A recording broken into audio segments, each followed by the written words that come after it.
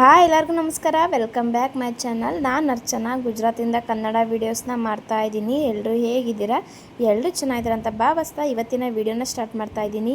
ಬೆಳಗ್ಗೆ ಆದರೆ ಯಾವ ಕೆಲಸ ಮಾಡೋದು ಯಾವ್ದು ಕೆಲಸ ಬಿಡೋದು ಅನ್ನಿಸ್ಬಿಡುತ್ತೆ. ಮಕ್ಕಳನ್ನ ಸ್ಕೂಲಿಗೆ ಕಳಿಸಿದಾದ್ಮೇಲೆ ಮನೆ ಕೆಲಸ ಮಾಮೂಲಿ ಇದ್ದೇ ಇರುತ್ತೆ.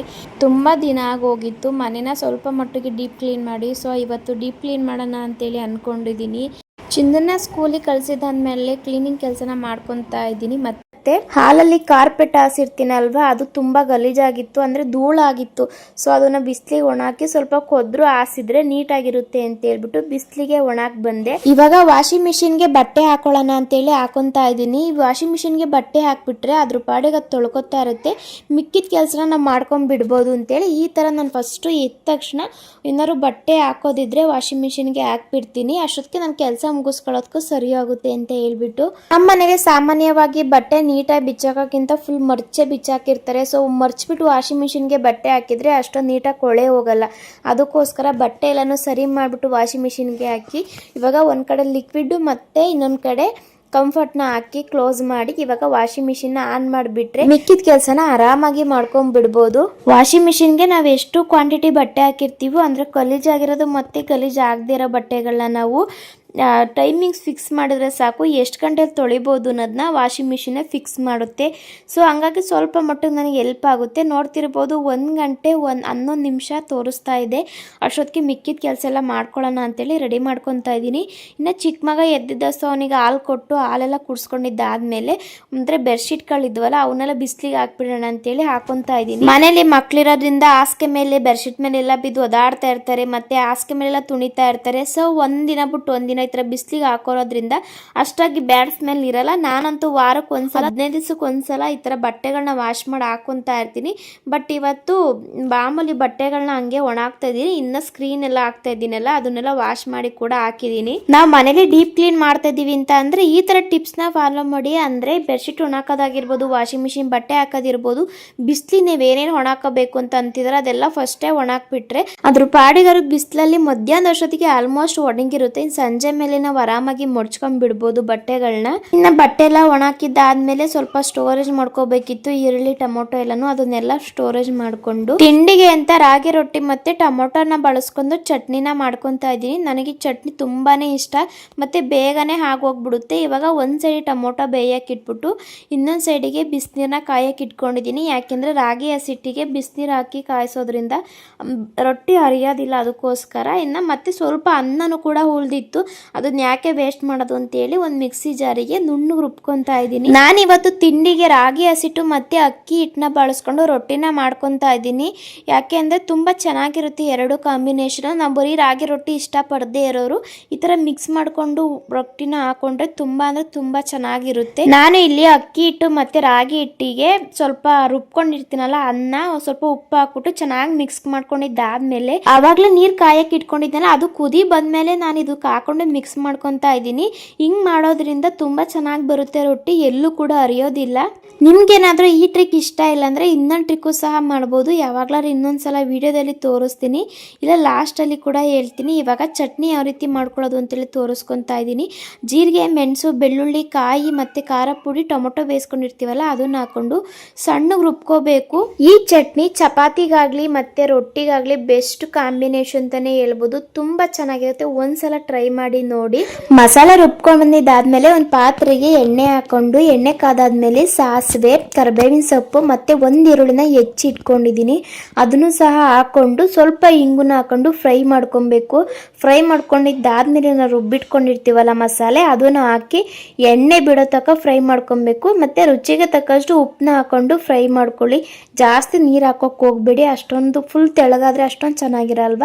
ಸ್ವಲ್ಪ ಗೊಜ್ತಾ ಇರಲಿ, ತುಂಬ ಅಂದ್ರೆ ತುಂಬ ಚೆನ್ನಾಗಿರುತ್ತೆ. ಬೇಕಾದ್ರೆ ಅನ್ನಕ್ಕೂ ಸಹ ನೀವು ಯೂಸ್ ಮಾಡ್ಕೊಬಹುದು. ಇವಾಗ ಚಟ್ನಿಗೆ ರೆಡಿ ಮಾಡ್ಕೊಂಡು ಅದಾಗೋಷ್ಟೊತ್ತಿಗೆ ಮೊದಲೇ ನಾವು ಹಸಿಟ್ಟು ಕಲಸಿದ್ವಲ್ಲ ಸುಡ್ತಾ ಇರುತ್ತೆ. ಸೊ ಸ್ವಲ್ಪ ತಣ್ಣಗೆ ಹಾಕ್ಬಿಟ್ಟಿದೆ. ಇವಾಗ ತಣ್ಣಗಾದ್ಮೇಲೆ ಸ್ವಲ್ಪ ಗಟ್ಟಿ ಅಂತ ಅನ್ಸಿದ್ರೆ ಸ್ವಲ್ಪ ಬೆಚ್ಚಗಿರೋ ನೀರನ್ನ ಹಾಕೊಂಡು ಚೆನ್ನಾಗಿ ಮಿತ್ಕೊಂಡು ಫಸ್ಟೇ ರೌಂಡ್ ಮಾಡಿ ಇಟ್ಕೊತಾ ಇದ್ದೀನಿ. ನಾನು ಇಷ್ಟು ಮಾಡ್ಕೊಳ್ಳೋ ಅಷ್ಟೊತ್ತಿಗೆ ಈ ಕಡೆ ಚಟ್ನಿ ಕೂಡ ರೆಡಿ ಆಗೋಯ್ತು. ಲಾಸ್ಟಿಗೆ ಸ್ವಲ್ಪ ಕಾಯಿ ತುರಿ ಹಾಕೊಂಡು ಇನ್ನೊಂದ್ಸಲ ಮಿಕ್ಸ್ ಮಾಡ್ಕೊಂಡ್ರೆ ಟೊಮೊಟೊ ಚಟ್ನಿ ರೆಡಿ ಆಗೋಯ್ತು. ಇನ್ನೇನಿದ್ರೆ ರೊಟ್ಟಿ ಹಾಕೊಂಡು ತಿನ್ನೋದು ಬಾಕಿ. ಅಷ್ಟೊತ್ತಿಗೆ ಸ್ವಲ್ಪ ಪಾತ್ರೆಗಳನ್ನ ತೊಳೆದಿದ್ನಲ್ವಾ, ಅದು ನೀರು ಕೂಡ ಸೋರ್ಕೊಂಡಿತ್ತು. ಇವಾಗ ಜೋಡಿಸ್ಕೊಬಿಡೋಣ. ಸ್ವಲ್ಪ ಅಡುಗೆ ಮನೆನ ಕ್ಲೀನ್ ಮಾಡ್ಕೊಂಡ್ರೆ ರೊಟ್ಟಿ ಆರಾಮಾಗಿ ಹಾಕೊಂಡ್ಬಿಡ್ಬೋದು. ಪಾತ್ರೆ ಎಲ್ಲ ಜೋಡಿಸ್ಕೊಂಡು ಸಿಂಕ್ ಒಳಗೆ ಸ್ವಲ್ಪ ಪಾತ್ರೆನೂ ಕೂಡ ಇದೆ, ಅದನ್ನೆಲ್ಲ ತೊಳ್ಕೊಂಡು ಒಂದು ರೌಂಡ್ ಅಡುಗೆ ಮನೆನ ಕ್ಲೀನ್ ಮಾಡಿಕೊಂಡು ಅದಾದಮೇಲೆ ಇವಾಗ ರೊಟ್ಟಿನ ಹಾಕೊತಾ ಇದ್ದೀನಿ. ನಾನಿವತ್ತು ರೊಟ್ಟಿ ಮಿಷಿನಲ್ಲೇ ರೊಟ್ಟಿ ಹಾಕೊಳ್ಳೋದು ಸಾಮಾನ್ಯವಾಗಿ.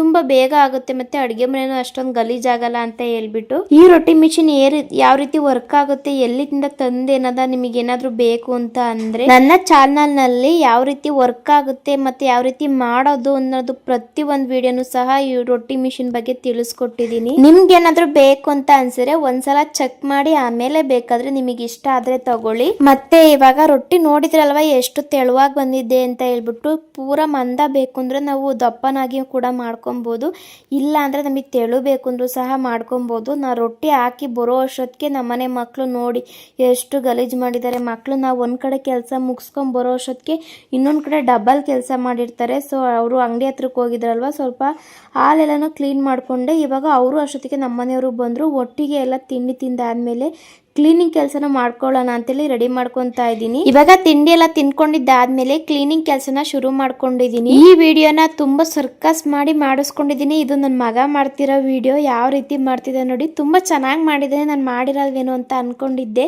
ಸ್ಟ್ಯಾಂಡ್ ಇಟ್ಕೊಂಡು ಮನೆದು ಹೊಡೆಯೋಷ್ಟೊತ್ತಿಗೆ ತುಂಬಾ ಲೇಟಾಗಿ ಹೋಗ್ಬಿಡುತ್ತೆ ಅಲ್ವಾ, ಅದಕ್ಕೋಸ್ಕರ ಚಿನ್ನು ರಿಕ್ವೆಸ್ಟ್ ಮಾಡ್ಕೊಂಡು ಈ ಸಲ ಮನೆದುಳ್ನ ಹೊಡ್ಕೊತಾ ಇದ್ದೀನಿ. ಇವ್ನ ಅರ್ಧ ವಿಡಿಯೋ ಮಾಡ್ಕೊಟ್ರೆ ಇನ್ನ ಅವ್ರ ಅಪ್ಪ ಅರ್ಧ ವಿಡಿಯೋ ಮಾಡ್ಕೊಟ್ಟಿದ್ದಾರೆ. ಇದರಿಂದ ಸ್ವಲ್ಪ ಕೆಲಸ ಬೇಗ ಆಯ್ತು ಅಂತಾನೆ ಅನ್ಬೋದು. ಅಂದ್ರೆ ಡೀಪ್ ಕ್ಲೀನ್ ಅಂತ ಅಂದ್ರೆ ನನ್ಗೆ ಎಲ್ಲೆಲ್ಲಿ ಡಸ್ಟ್ ಕೂತಿರುತ್ತಲ್ವಾ, ಅವಾಗ ವಾರಕ್ಕೊಂದ್ಸಲ ಈ ತರ ಕ್ಲೀನ್ ಮಾಡ್ಕೊತಾ ಇರ್ತೀನಿ.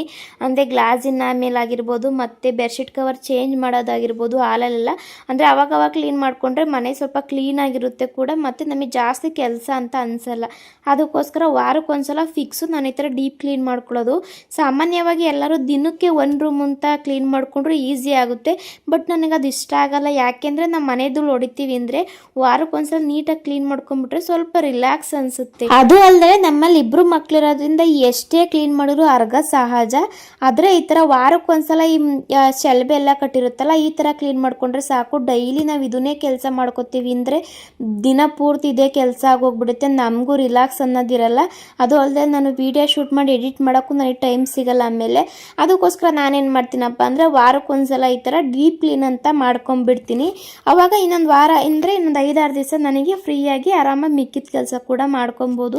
ಆಲ್ಮೋಸ್ಟ್ ಎಲ್ಲರಿಗೂ ಗೊತ್ತಿರುತ್ತಲ್ವ, ಮನೇಲಿ ಮಕ್ಳು ಇಟ್ಕೊಂಡು ನಾವು ಕೆಲಸ ಮಾಡೋದು ಇಂಪಾಸಿಬಲ್. ನನಗೆ ತುಂಬ ಈಸಿಯಾಗಿ ನಾನು ಯಾವ ರೀತಿ ಮನೆದು ಹೊಡ್ಕೊತೀನಿ ಅಂತಂದರೆ ಅದೇ ವಾರಕ್ಕೊಂದ್ಸಲ ಹೇಳಿದ್ನಲ್ವ ಆ ಥರ ಕ್ಲೀನ್ ಮಾಡ್ಕೊತೀನಿ.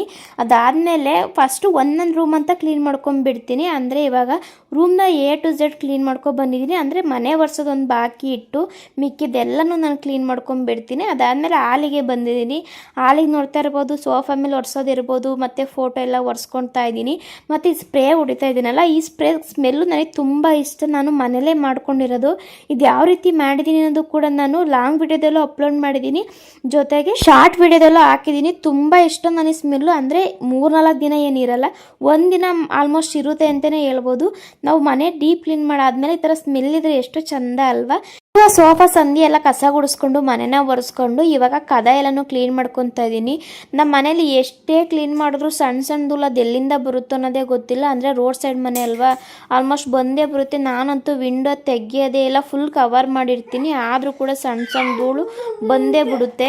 ನೋಡಿ ನಾನಿಲ್ಲಿ ಕಷ್ಟಪಟ್ಟು ಮನೆ ಕ್ಲೀನ್ ಮಾಡ್ತಾ ಇದ್ರೆ ನನ್ನ ಮಕ್ಕಳು ಮಾಡ್ತಿರೋ ರೀತಿ ನೋಡಿ. ನಾ ಸೋಫಾ ಎಲ್ಲ ಎಳಿಬೇಕಾದ್ರೆ ನಾನು ಕುತ್ಕೊತೀನಿ ಅಂತ ಆ ಥರ ಕೂತ್ಕೊಂಡು ಆಟ ಆಡ್ತಾರೆ. ಇವ್ರನ್ನ ಸಂಭಾಳಿಸ್ಕೊಂಡು ನಾನು ಮನೆ ಕ್ಲೀನ್ ಮಾಡೋ ಅಷ್ಟೊತ್ತಿಗೆ ತುಂಬ ಲೇಟ್ ಆಗಿಬಿಡುತ್ತೆ. ಒಂದೊಂದು ಟೈಮ್ ಆರಾಮಾಗಿ ಕೆಲಸ ಮಾಡೋಕೆ ಬಿಟ್ಬಿಡ್ತಾರೆ, ಒಂದೊಂದು ಟೈಮ್ ಈ ಥರ ಆಟ ಆಡ್ತಾರೆ. ಆಟ ಆಡೋದು ಹೆಂಗಾರೋ ಆಟ ಆಡಲಿ, ಅವ್ರು ಜಗಳ ಹತ್ತಿಸ್ಕೊಂಡ್ರು ಅಂತೂ ಮನೆ ಕೆಲಸ ಅವತ್ತು ಮುಗಿಯೋದೇ ಇಲ್ಲ ಅಂತಲೇ ಹೇಳ್ಬೋದು. ಇವಾಗ ಮನೆ ಧೂಳೆಲ್ಲ ಒಡ್ಕೊಂಡು ಎಲ್ಲ ತನೂ ಒರೆಸ್ಕೊಂಡಿದ್ದಾದಮೇಲೆ ನಾನು ನೋಡ್ತಾ ಇರ್ಬೋದು ಮನೆಯೆಲ್ಲ ಒರೆಸ್ಕೊಂಡು ಒಂದು ಅರ್ಧ ಕೆಲಸ ಮುಗಿಸ್ಕೊಂಡಿದ್ದೀನಿ.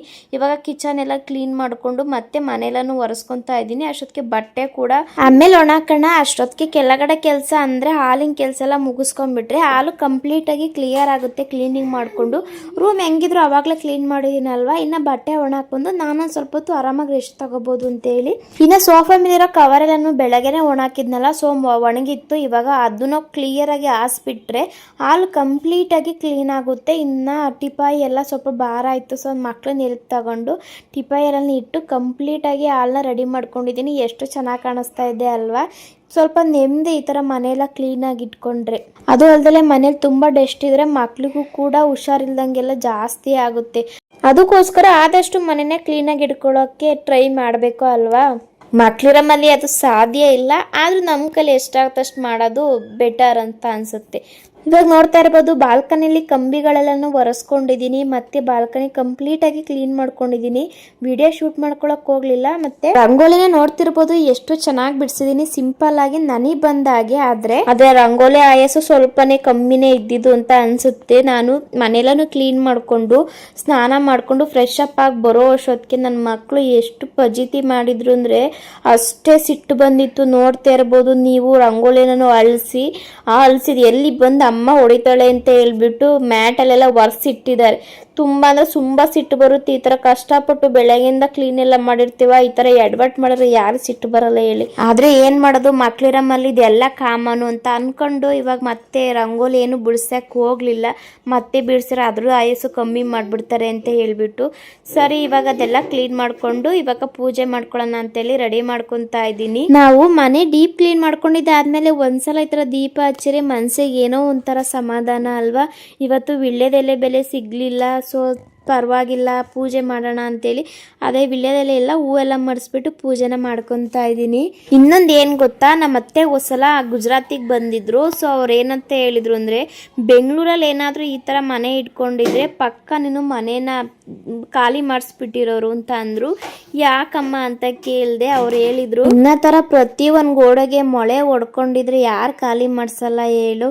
ಈ ಥರ ಮನೆ ಎಲ್ಲತಕ್ಕೂ ಗೋಡೆಗೆ ಮೊಳೆ ಎಲ್ಲ ಹೊಡ್ಕೊಂಡಿದೆಯಲ್ಲ, ಆದರೆ ಈ ಮನೆ ಓನರು ಖಾಲಿ ಮಾಡಿಸಿವಲ್ಲ ಅದೇ ಗ್ರೇಟು. ಅದು ಅಲ್ಲದೆ ನಿನ್ನ ಮಕ್ಕಳು ಅಷ್ಟೊಂದು ಕಿಚ್ಚಾಡ್ತಾರೆ, ಕೂಗಾಡ್ತಾರೆ, ಆದರೂ ಸೊಸೈಟಿಲಿ ಎಷ್ಟು ತಾಳ್ಮೆಯಿಂದ ಇದ್ದಾರೆ ನೋಡು ಅಂತ ಹೇಳ್ತಾ ಇದ್ರು. ಯಾವ ಥರ ಮನೆ ಇಟ್ಕೊಂಡಿದ್ದೀನಿ ಅಂತೇಳಿ ಯಾವಾಗಲಾದರೂ ಒಂದ್ಸಲ ಲಾಂಗ್ ವಿಡಿಯೋದಲ್ಲಿ ಅಪ್ಲೋಡ್ ಮಾಡ್ತೀನಿ, ಓಕೆನಾ. ಸರಿ, ಈ ವಿಡಿಯೋನ ಇಲ್ಲಿಗೆ ಎಂಡ್ ಮಾಡ್ತಾ ಇದ್ದೀನಿ. ಈ ವಿಡಿಯೋ ಸ್ವಲ್ಪನಾದರೂ ಇಷ್ಟ ಆದರೆ ಲೈಕ್ ಮಾಡಿ, ಶೇರ್ ಮಾಡಿ, ಕಮೆಂಟ್ ಮಾಡಿ. ನನ್ನ ಚಾನಲ್ನ ಸಬ್ಸ್ಕ್ರೈಬ್ ಮಾಡಿಕೊಂಡು ಈ ವಿಡಿಯೋಸ್ನ ನೋಡಿ. Take care.